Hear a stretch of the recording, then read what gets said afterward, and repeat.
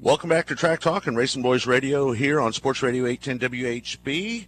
Don't forget tonight the Lucas Oil ASCS Sprint Car Dirt Series live on RacinBoys.com. Night number 2 of Little Rock. And a guy that's just down the road going to be racing at Kentucky. Got a big win last week at Sonoma. A friend of the RacinBoys, Clint Bowyer. Congratulations, Clint. Yeah, thanks, man. It was a lot of fun. It was a big weekend for us. Yeah, man, you know, if you're going to win, you might as well dominate if you're going to win. Leading 71 laps of that and the final 39 laps. But I think the closing moments was the deciding factor. That green-white checker, take us through that portion of the race right there. You've got Tony Stewart behind you. You've got Busch next to you, a couple veteran road course racers. You really had to get the job done on that restart and make sure you stayed out in the lead, didn't you? Yeah, it was big. Actually about the last 30 laps, I mean, Kurt just put all kinds of pressure on me, and the biggest thing you don't want to do is slip up and hand it to him. Just trying to focus on hitting your marks and not looking too much in the rearview mirror, but trying to figure out, where he's a little bit better than you, where you're better than him, and finally got away from him, a little bit there, and then with 3 or 4 to go, the caution comes out, and I was like, oh, no. Because I knew, with it was like 10 or 12 laps to go, Stewart and a bunch of them came in and took tires. So I look in the mirror, and Stewart's running third on tires. I knew I was a sitting duck. But Kurt raced him up there on top of the hill enough, and I was able to kind of get shook loose from him, and he couldn't run me down. So it's just, man, what a wild weekend. That road course racing, it's become, I always go out to Sonoma and run decent, but never had a car like that. And it was just so much fun to be able to run up front like that. And, we led a lot of laps and had a lot of fun. I don't know if you looked at that video on that green-white checkered at the end, but Tony Stewart gets around Busch, and he makes a little run at you on that big sweeping corner. I don't know, is that 11 or whatever that is down there towards the end? And it looked like he really drove that sucker off in there. It may be even trying to get a little bit of a nudge on you on that last lap. Did you recall that moment when he got up there really close to you on that final lap? Well, there was a reason I let off a bunch. Coming to the white flag, we went down there, and the 78 and a couple other cars got in each other back there on 4. There was oil all over the racetrack. All 3 of us went down there on coming to the white in 11 and slipped up. I about spun out. And thank God I looked in the mirror. I couldn't figure out if I'd hit oil or I just had, my tires weren't clean or what. But as I was all but lost, I looked in the mirror, and Kurt and Stewart did the same thing. So the next time around there, I just wanted to make sure that I didn't, slip up and hand it to him right there off the last corner. That'd have been pretty bad. But 11 was pretty interesting corner. Usually that's one of the corners everybody dives bomb, each other and gets into each other, and there's always trash and stuff down there on the track. You never know what that corner is going to present the next time around. Hey, Clint, congratulations on the big win. What is it about Sonoma? I mean, you ran good runs at Sonoma before. What is it about this racetrack you've really taken a hold of? Just for whatever reason, I've always, from the very first laps out there, was very comfortable and you could get around it well. Very kind of tight, technical racetrack, and if you think about most of the tracks I run well at, that's kind of, where I run the best, on the short tracks and stuff like that. So, I would definitely think when you're thinking of road courses, when you talk to Montoyas and Ambroses of the world, they're going to tell you that's kind of a short track for a road course. So I think that's a big reason why. Trying to take care of your tires, stuff that I learned with my dirt background. A forward bite is always a huge issue, and not killing the tires off the corners, not letting it get too loose over in a high speed part of the track. The car really will get loose on you laterally, back and forth, and kind of get swing happy. And if you let it do that, 4 or 5 laps and your rear tires are burnt off and you're going to go backwards. So those are some things that I feel like I can manage and do a little bit better than some of the other guys there. Clint, let me ask you this. Amongst your peers, I think everybody wants to be recognized as a well-rounded driver. You've won on super speedways. You've run on the shorter tracks. You've won now on a road course. for you personally, what does this mean to you, and does this send a message to the people out there that, that just look at you as a dirt track racer from Kansas, no pun intended? But, I mean, seriously, does this make you feel like better about yourself amongst your peers, that, you're a well-rounded driver, you could compete at any kind of racetrack? Yeah, I think that, speaks volumes. That, I mean, that's how we all measure each other in the sport is how you can adapt to any situation. And, Scott, you're a racer, and a lot of people listening are racers. I mean, that's what, separates the men from the boys in motorsports, I think, is the guys that can get in, just about anything and somehow get it up to the front. And it's, something that I work hard at and take a lot of pride in, and a lot of it's just probably natural talent, but a lot of it's a lot of hard work and working with the engineers, working with the simulation and learning about all that stuff and trying to get the most out of it. I mean, there's a lot of work behind all this too. It's not just get in and show up on Sunday and race. It's a lot of preparation on a lot of people's parts, and you got to lean on them people, but you got to help them do their job too. So the driver's still the biggest part of this sport, and it goes so much farther than just driving, I guess is what I'm saying. Is there's a lot of people on these teams, and it's up to you to get the most out of them. Yeah. Hey, Clint, when we were talking to you last winter, this was right after your first test with your new team, Michael Waltrip Racing, and you'd first met and worked with Brian Pattie. You seemed really upbeat after that test session, and the aftermath of all of that, do you feel now that Brian Pattie is the best crew chief you've worked with? No, without a doubt. I mean, I knew that, a month ago. It's just, so early in I guess the season with one another, we've been able to accomplish quite a bit. If you look back on my career, probably the first 3 years of my contract at RCR were better than the last 3 years. I just having that communication down pat, having that, line of confidence in one another, it's important. And I feel like, we're getting closer to being back like what I was when I first started in the Cup Series. And, win is a big thing this early in the season.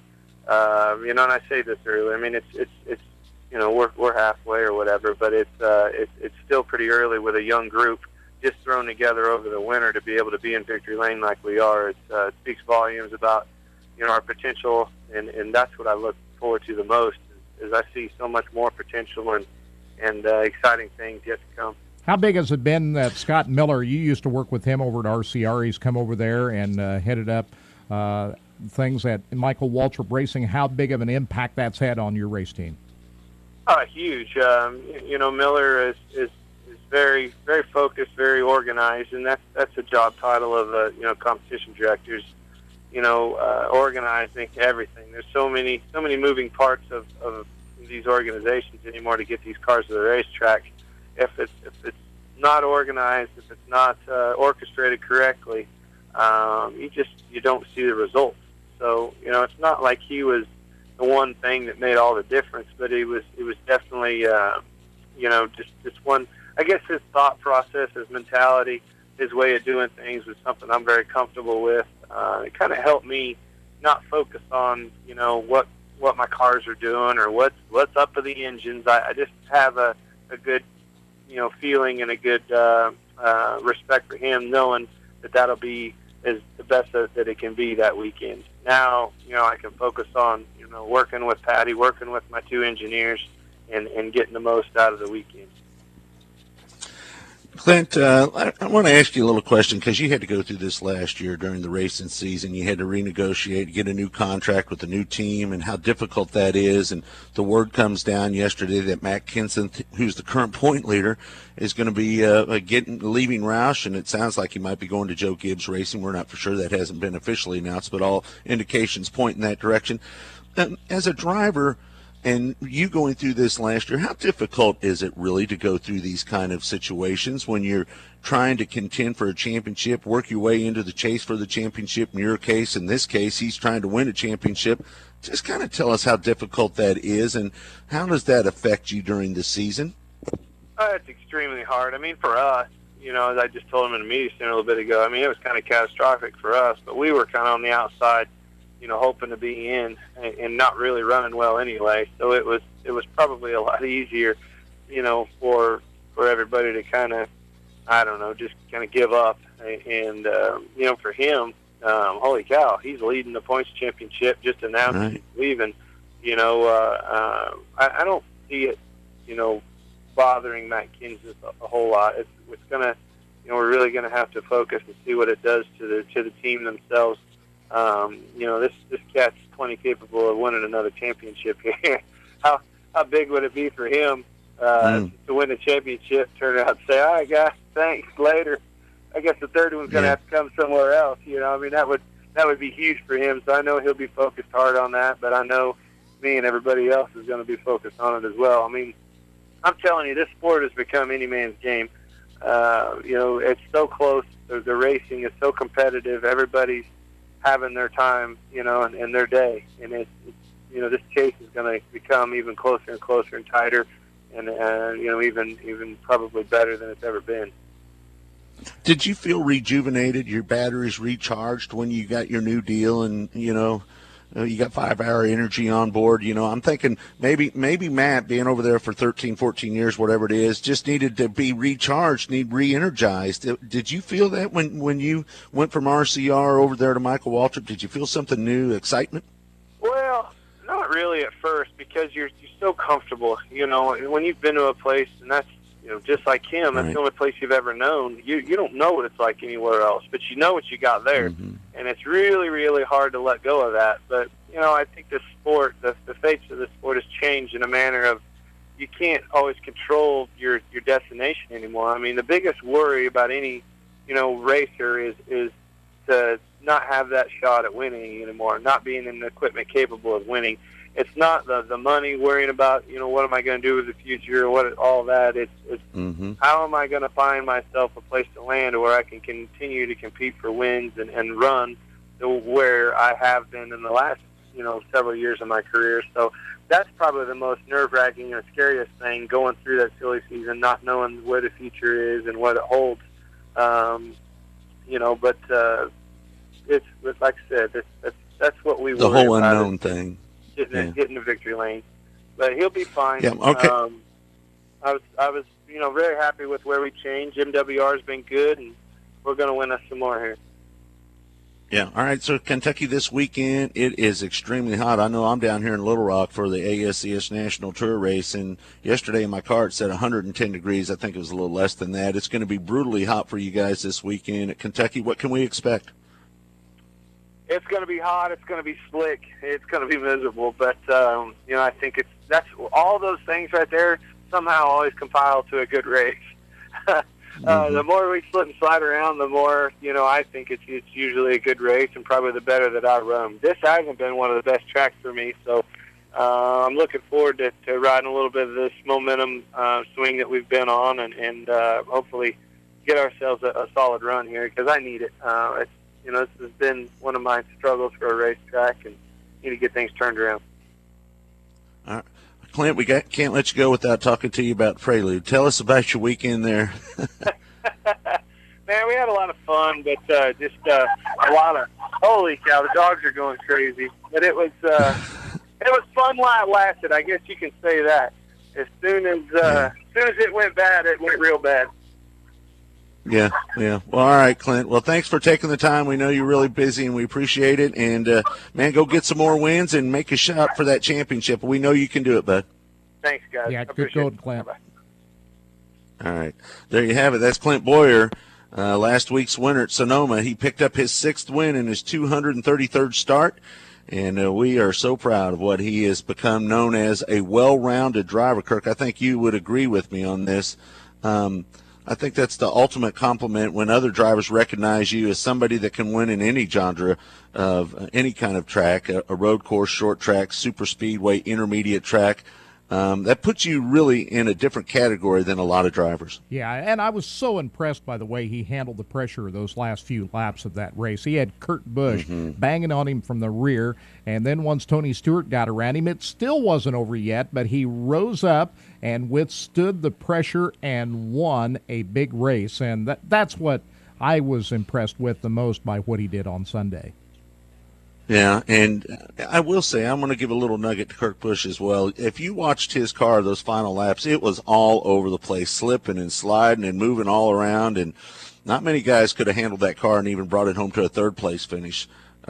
He did a remarkable job with the pressure that Tony Stewart was putting on him, but the best job of the day was Clint Bowyer on that restart, that green-white checkered. He had to beat Kurt Busch to turn 2 in order to have a chance to win. He did so, and then got a little distance between him and Kurt Busch until Tony made that run around Kurt Busch and then kind of closed up on Clint. You heard the explanation, turn 11. Tony got that bumper pretty close to Clint, but Clint was easing it through there. He thought there was some stuff on the track there. It was a little slick the last time they came around, so that kind of explains how Tony got so close to him. But still, great job, and, man, we hope we see him win some more races with that 5-hour Energy car. All right, we're going to take a break. We're going to come back. We'll take some phone calls, plus more track talk here on Sports Radio 810 WHB.